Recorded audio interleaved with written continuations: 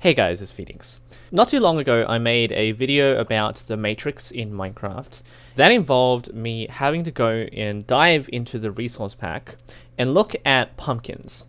Now, believe it or not, shadows in Minecraft are actually textures. Here you can see that they have a circular shadow, which has been picked up by a lot of people as being a mistake in Minecraft because they shouldn't have circular shadows, because nothing in Minecraft is perfectly circular.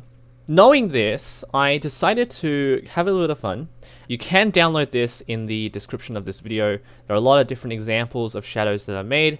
That's right, so I retextured the shadow to be poop. So unfortunately, with shadows in Minecraft, it's not that simple. The circle that you see marks the boundary that you can, I guess you can't breach. So by extending past the circle, you will cause some tiling issues. Things will start stretching, and you don't want that to happen.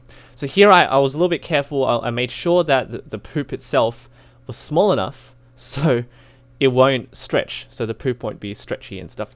So being in spectator mode, I can actually get a closer look. You can see how HD it is. So here you can see that the poop is underneath the mobs. And I obviously used a villager here just to make it more realistic. So with the ghast, you can see it perfectly without any obstruction. Now, this looks kind of funny when they actually move around. Now these villagers or these mobs, if they start moving around, you will notice that it actually looks kind of nice. Don't know why they are more attracted to the walls here. No idea. Don't know why they're not moving. There we go. Okay, so now you can see that they are stepping on the poop.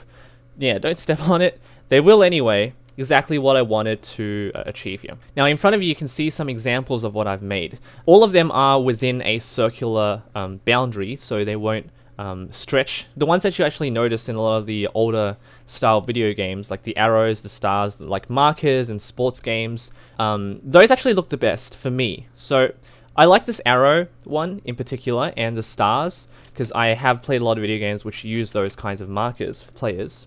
So let me just delete this. Just need to rename that shadow. Just ignore this. Don't touch this file actually. That will cause some problems. I don't know why that's there anyway. Maybe you guys can explain it to me.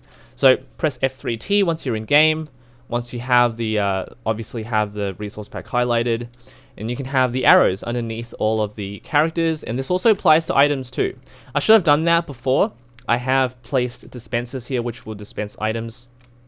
So you will notice that the shadows do apply to everything, and they'll be a lot smaller for items, so it is dynamic depending on the size. And of course with this, the cocoa beans, I would have actually put poop underneath, but I forgot. It's just one thing that I like to try out. It's nothing spectacular. It's more classy, I think, than anything that's flashy like the TNT video that I did before. But yeah, this is definitely something that a lot of map makers haven't used.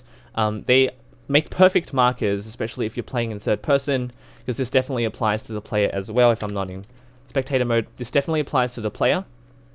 So if you have multiplayer games, you can, like a board game, so you can have players move around a board and just make sure they're not invisible, because being invisible, I believe, will turn off the texture. Here's another one I did. This is more of a HD photo or screenshot that I took in game a long time ago. It's part of my server.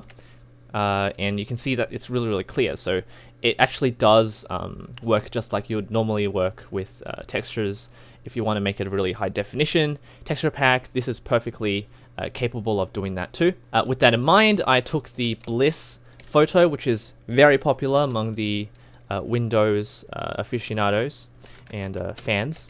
And if you do F3T again, you can just see that it will support a lot of these high definition textures. And finally, we have the grass block, the iconic grass block in Minecraft. As long as it's within the boundaries of the circle, the circumference of the circle, it's perfectly fine. So yeah, if you guys want to try this out, it is available for download in the video description. I've just uploaded it from someone who demanded it on Twitter.